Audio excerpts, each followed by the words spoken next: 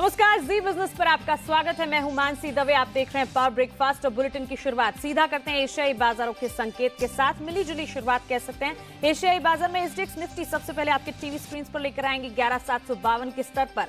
पूरी तरह से यहां पर खरीदारी का रुझान बरकरार रखने की कोशिश एसजीएक्स निफ्टी की तरफ से होती हुई दिख रही है। तमाम एशियाई बाजार का रुख एक बार कर लेते हैं। हांगकांग के बाजार किन लेवल्स पर ट्रैक कर रहे हैं? यहां पर लाल निशान के साथ कारोबार होता हुआ दिख रहा है। करीब 56 अंकों की गिरावट का रुझान।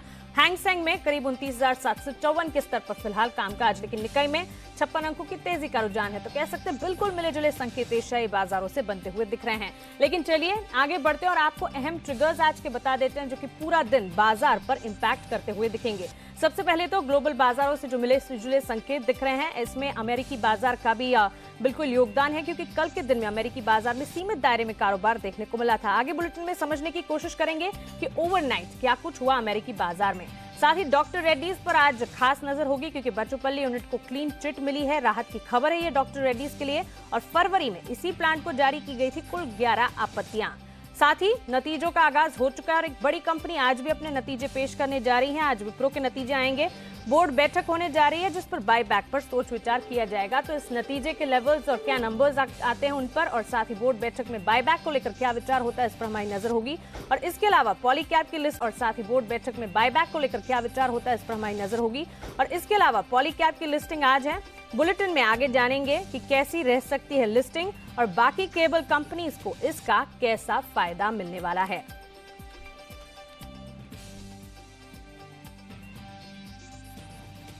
चलिए आगे बढ़ते हैं और अब बुलेटिन में कैसे रहेंगे विदेशी बाजारों के संकेत। जो अमेरिकी बाजार में ओवरनाइट ट्रेंड देखने को मिला, इसके पीछे की वजह क्या है, ये बताने के लिए संदीप अब हमारे साथ जुड़ गए हैं। पूजा जुड़ी है मेरे साथ, वो बताएंगे खबरों वाले शेयर्स। वहीं जी बिजनेस के मैनेजिंग एडिटर अनिल सिंघवी भी हमारे साथ जुड़ गए हैं, वो बताएंगे कैसी रहेगी बाजार की चाल। आप सभी का स्वागत है जी बिजनेस पर। सबसे पहले संदीप आप ही बताएं, ओवरनाइट अमेरिकी बाजार में क्या हुआ? मिला जुला रिस्पांस देखने को मिल रहा है एशियाई बाजार में, खासतौर से हैंगसेंग टूट रहा है। देखिए, थोड़ा सा सतर्क ट्रेड देखने को मिला ग्लोबल मार्केट्स में। आज एशियाई बाजार मिले जुले खुले हैं। एसजेएक्स निफ्टी मामूली बढ़त दिखा रहा है, अच्छी बात है, लेकिन कल यूएस के मार्केट्स गिर के बंद हुए थे। दरअसल नतीजों का सीजन है और खासतौर पे गोल्डमैन सैक्स और उसके साथ साथ सिटी बैंक, ये दो नतीजे थे। नंबर्स अनुमान से बेटर थे, लेकिन आय फ्रंट पे थोड़ी सी निराशा देखने को मिली। दोनों शेयर गिरे और उसका इंपैक्ट देखिए, हल्की गिरावट के साथ कल यूएस के मार्केट्स बंद हुए। और आज जो एशियन मार्केट्स में आप देख रहे हैं कि सतर्क ट्रेड है या मिले जुले ट्रेड्स हैं, उसमें दरअसल जो ट्रेड वॉर की चिंताएं हैं वो फिर से थोड़ी सी गहराती हुई दिख रही हैं। कल यूएस और जापान के बीच में, चीन नहीं जापान के बीच में और यूएस के बीच में कल ट्रेड वॉर को लेकर जो बातचीत है वो शुरू हुई है। और आज बैंक ऑफ जापान के जो गवर्नर है उनकी ओर से बयान निकल के सामने आया कि जो ट्रेड वॉर है वो ग्लोबल इकोनॉमी के लिए बहुत बड़ा रिस्क है। तो उस वजह से आप देखिए थोड़ी सी कॉशियसनेस आज एशियन मार्केट्स में देखने को मिल रही है। कल अगर आप यूरोपियन मार्केट में देखें तो मिले जुले बंद हुए हैं।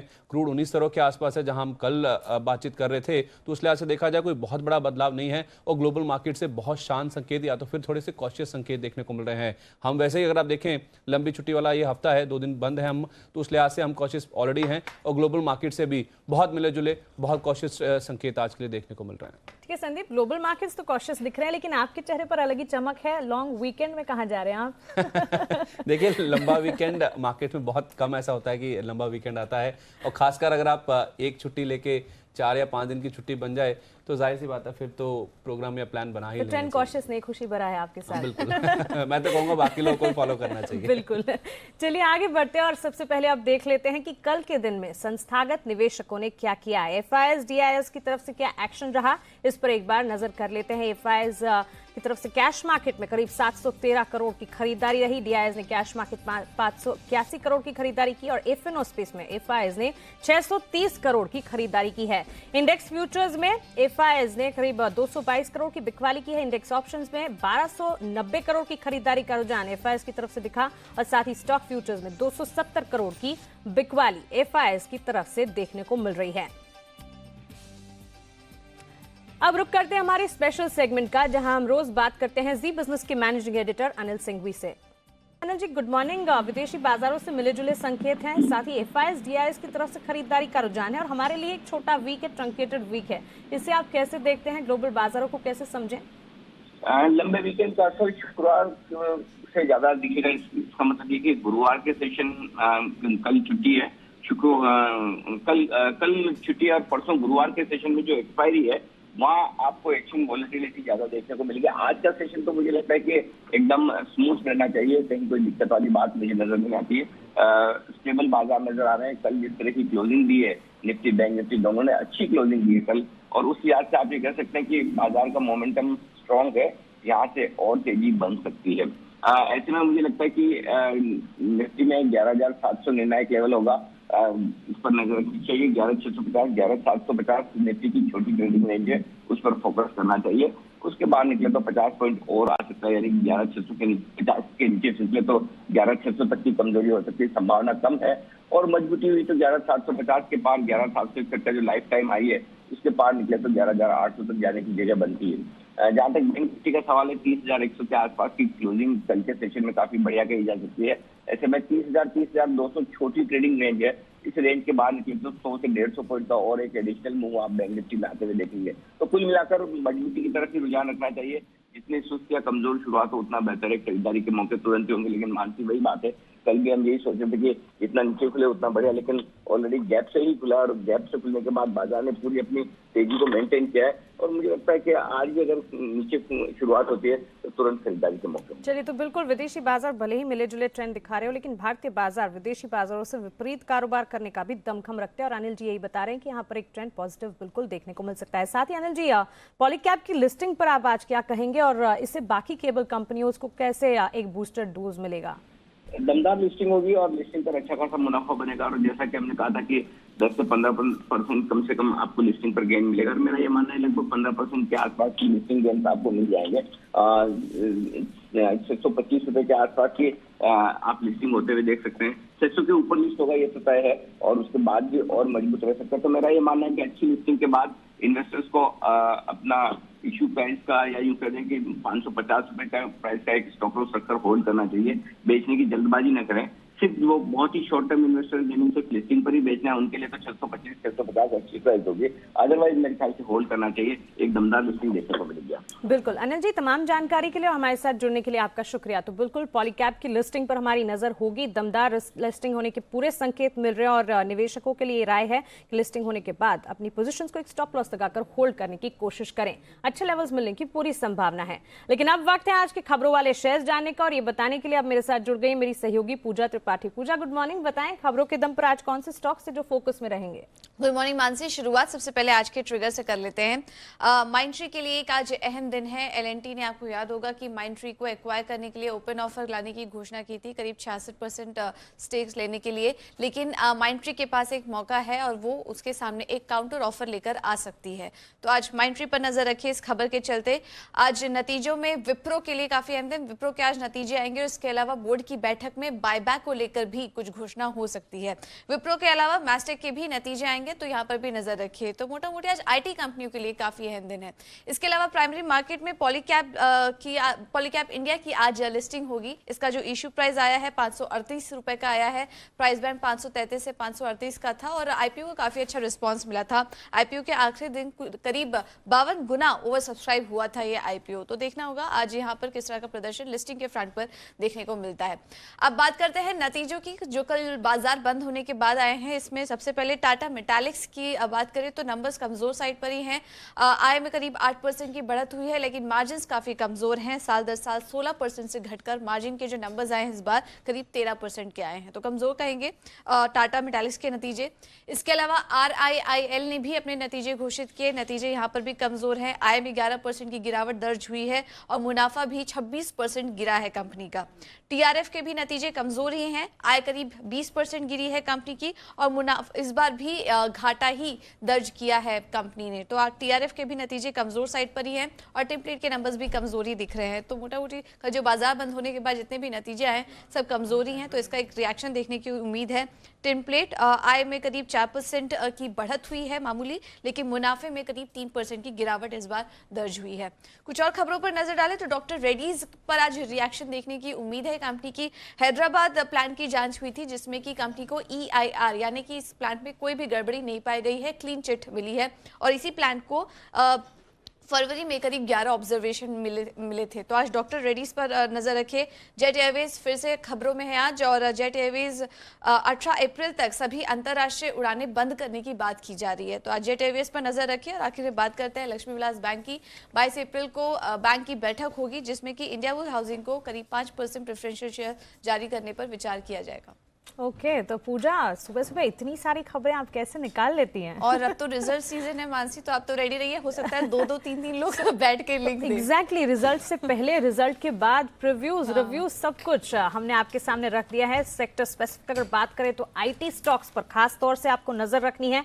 साथ ही पॉलीकैप की लिस्टिंग तो है ही, जिस पर हमें नजर बनाकर रखनी है। तमाम स्टॉक्स, तमाम सेक्टर स्पेसिफिक एक्शन बाजार खुलने से पहले सब कुछ आपके सामने। तो चलिए, कल कौन से नतीजे आए थे और उनका कैसा रुझान रहा, कैसे लेवल्स रहे, वो तो पूजा ने हमें बताया। लेकिन आज जब विप्रो के नतीजे आने वाले हैं, कैसे रहेंगे ये नतीजे, ये बताने के लिए हमारे साथ जुड़ गए हैं मेरे सहयोगी कुशल गुप्ता। कुशल, गुड मॉर्निंग। बताएं, पिछले हफ्ते ही टीसीएस इन्फोसिस के नतीजे आए और आज विप्रो के नतीजे, क्या उम्मीदें लगाई जा रही है अब विप्रो के नतीजों से?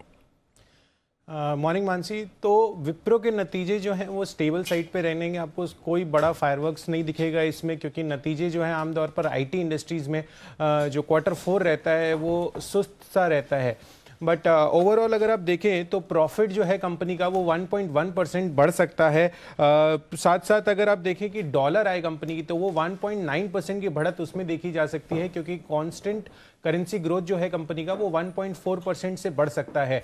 कंपनी की कुछ BFSI और साथ साथ जो कंज्यूमर वर्टिकल्स है उसमें अच्छी डील्स हुई हैं, जिसकी वजह से इनकी डॉलर आय में इजाफा हमें देखने को मिल सकता है। साथ साथ मार्जिन्स को आप देखें, उस पर दबाव बना रहेगा, क्योंकि जो रुपया है वो मजबूत हुआ है, और साथ साथ कंपनी की कुछ प्लान इन्वेस्टमेंट्स है, जिसकी वजह से लागत जो है कंपनी की उसमें बढ़त देखने को मिल सकती है। अब अगर हम देखें 2 बड़े पॉइंट्स जिस पर आपको फोकस रखना है आज के सत्र में विप्रो के नतीजों को लेकर, कंपनी की जो गाइडेंस है वो क्वार्टर गाइडेंस रिलीज करती है। तो कांस्टेंट करेंसी रेवेन्यू गाइडेंस जो है कंपनी की वो 1 से 3% रहने का अनुमान है। साथ साथ एक बड़ी अनाउंसमेंट हो सकती है कंपनी की बायबैक को लेकर। अब बायबैक का कितना अमाउंट कंपनी आज घोषित करती है, उस पर आपको अपनी नजर बनाए रखनी होगी। ओके कुशल, तमाम जानकारी के लिए और हमारे साथ जुड़ने के लिए आपका शुक्रिया। तो पिछले हफ्ते ही टीसीएस इन्फोसिस के नतीजे आए, एक स्टेबल फ्रंट पर ये नतीजे आते हुए दिखे। इनफैक्ट टीसीएस के नतीजे बेहतर रहे, लेकिन इन्फोसिस के नतीजों ने कुछ हद तक निराश किया। आज बाजार पर रणनीति बताने के लिए अब मेरे साथ जुड़ गए हैं सेंट्रम ब्रोकिंग के जय पुरोहित। जय, गुड मॉर्निंग, स्वागत है आपका जी बिजनेस पर। इंडेक्स पर सबसे पहले अपना नजरिया बताएं। जी गुड मॉर्निंग मानसी। अगर ओवरऑल देखेंगे तो मोमेंटम तो काफी स्ट्रांग है, और कल का भी जो क्लोजिंग है निफ्टी बैंक निफ्टी में वो काफी अच्छा हुआ है, हायर लेवल्स पे हुआ है। कल लॉन्ग बिल्टअप भी हुआ है निफ्टी में, और अभी जो रिसेंट करेक्शन था उसमें कुछ खास सॉर्टिंग देखने नहीं मिला था। तो ओवरऑल मोमेंटम पॉजिटिव है, ट्रेंड पॉजिटिव है। बट जो बड़ा रैली अगर आना है तो 11,700 के ऊपर अगर निफ्टी सस्टेन होता है तो ही आएगा। But till the time Nifty sustains about 11,630 view positive है, और वो स्टॉप लॉस के साथ में तेजी करना चाहिए। टारगेट रहेगा 11,800 का। ओके जय, साथ ही स्टॉक स्पेसिफिक क्विकली अपनी राय बताएं। जी फर्स्ट है स्टील अथॉरिटी। सेल में रिसेंटली एक inverse head and shoulder pattern breakout आया था 2 दिन पहले, उसको रिटेस्ट किया और फिर से बाइंग मोमेंटम था। तो चांसेस है कि 64-65 तक जा सकता है स्टॉक आने वाले कुछ दिनों में। 56 का स्टॉप लॉस लगाकर बाय करना चाहिए। और सेकंड स्टॉक है वो मदरसन सुमी है। मदरसन सुमी में भी एक अच्छा खासा मोमेंटम है, stock inverse head and shoulder बना रहा है, और चांसेस है 165 तक जा सकता है। तो 149 के स्टॉप लॉस लगाए और बाय करना चाहिए। ओके तो क्लियरली कल मेटल स्टॉक्स में तमाम शेयर्स में तेजी का रुझान देखने को मिला था। सेल इसी पर खरीदारी का स्तर जय की तरफ से आता हुआ दिख रहा है, और साथ ही मदरसन सुमी पर भी खरीदारी का मन बनाकर चल सकते हैं। जय, तमाम जानकारी के लिए और हमारे साथ जुड़ने के लिए आपका शुक्रिया। और अब वक्त है आज की ट्रेडिंग कॉल्स जान लेने का। तमाम ट्रेडिंग कॉल्स जहां पर आप खरीदारी का मौका यहां पर बनाकर चल सकते हैं। तेजी की चाल ये स्टॉक्स पकड़ते हुए दिखेंगे। एक्सिस सिक्योरिटीज की राय देख लेते हैं। सबसे पहले इनका मानना है कि कोटक महिंद्रा बैंक पर आप खरीदारी करके चल सकते हैं। 1400 के टारगेट्स को ध्यान में रखें। 1357 का यहां पर एक स्टॉप लॉस आपको लगाना होगा। इसके अलावा वी-गार्ड में खरीदारी का मन बनाने की राय दे रहे हैं। टारगेट 235 के इनकी तरफ से देखने को मिलेंगे। 224 का यहां पर एक स्टॉप लॉस लगाएं, खरीदारी करके चलते हैं तो 235 के टारगेट्स एक्सिस सिक्योरिटीज का मानना है कि इस काउंटर पर देखने को मिल सकते हैं। आईडीबीआई कैपिटल, इन्होंने वी-गार्ड के फ्यूचर्स पर खरीदारी की राय दी है। यहां पर 223 का एक स्टॉप लॉस लगाएं। 233 के टारगेट्स आने वाले दिनों में आपको देखने को मिल सकते हैं। वी-गार्ड के फ्यूचर्स में खरीदारी की राय है, और साथ ही आईडीएल इंद्रप्रस्थ गैस लिमिटेड के फ्यूचर्स में भी ये खरीदारी की राय दे रहे हैं। यहां पर 332 के टारगेट्स को ध्यान में रखें। 317 का एक स्टॉप लॉस लगाना यहां बिल्कुल ना भूलें। चलिए आगे बढ़ते हैं और कमोडिटी बाजार एक बार समझ लेते हैं। और कमोडिटी बाजार को समझने के लिए आज हमने बात की केडिया कमोडिटीज के अजय केडिया से। सबसे पहले इन्होंने बुलियन मार्केट में अपना आउटलुक दिया है। गोल्ड पर ये खरीदारी की राय दे रहे हैं। आपको बता दें कल के सत्र में गिरावट का रुझान बुलियन मार्केट में देखने को मिला था। इसी के चलते खरीदारी का मन बनाकर आप गोल्ड में चल सकते हैं। 32,000 के लेवल्स आपको देखने को मिलेंगे। 31,650 का स्टॉप लॉस लगाकर गोल्ड पर खरीदारी का मन बनाएं। क्रूड जहां पर आज सीमित दायरे में कारोबार की शुरुआत होती हुई दिख रही है। घरेलू बाजार में यहां पर खरीदारी का मन बनाएं और 4,440 के टारगेट्स को ध्यान में रखते हुए 4,340 का यहां पर एक स्टॉप लॉस लगाना बिल्कुल ना भूलें। साथ ही यूएसडी INR पेयर पर भी इन्होंने खरीदारी की राय दी है। 69 रुपए 80 पैसे का टारगेट आपको ध्यान में रखना है। 69 रुपए 15 पैसे का स्टॉप लॉस यहां पर लगाना बिल्कुल ना भूलें। बुलियन मार्केट, एनर्जी पैक और साथ ही करेंसी में आपको क्या करना है कमोडिटी बाजार में, ये हमने आपको बता दिया। लेकिन आज दिग्गज ब्रोकरेज हाउसेस के रडार पर कौन से शेयर्स ये बताने के लिए अब मेरे साथ जुड़ी है मेरी रिसर्च एनालिस्ट देवांशी आश्र। देवांशी बताएं, दिग्गज ब्रोकरेज हाउसेस कहां पर दाव लगा रहे हैं?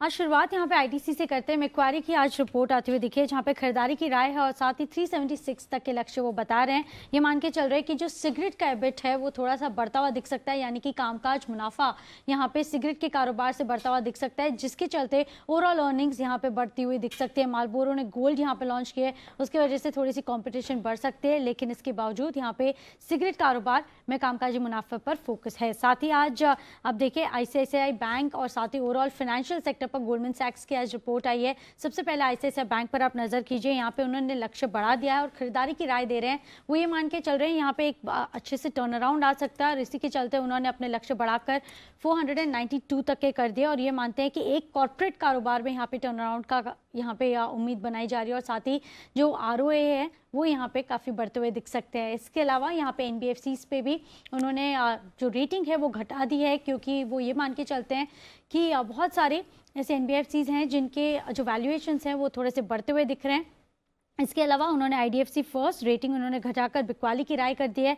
लक्ष्य भी यहाँ पे 45 तक के दे रहे हैं। PNB रेटिंग घटा के बिक्वाली की राय है, लेकिन लक्ष्य उन्होंने बढ़ा दिया है। 74 तक के नए टारगेट्स वो बता रहे हैं। LIC हाउसिंग में भी रेटिंग घटाकर यहाँ पे बिक्वाली की राय है, क्योंकि वैल्यूएशंस यहाँ पे थोड़े से महंगे दिख रहे हैं, लेकिन लक्ष्य यहाँ पे बढ़ा दिया है। 437 तक के नए टारगेट्स वो बता रहे हैं।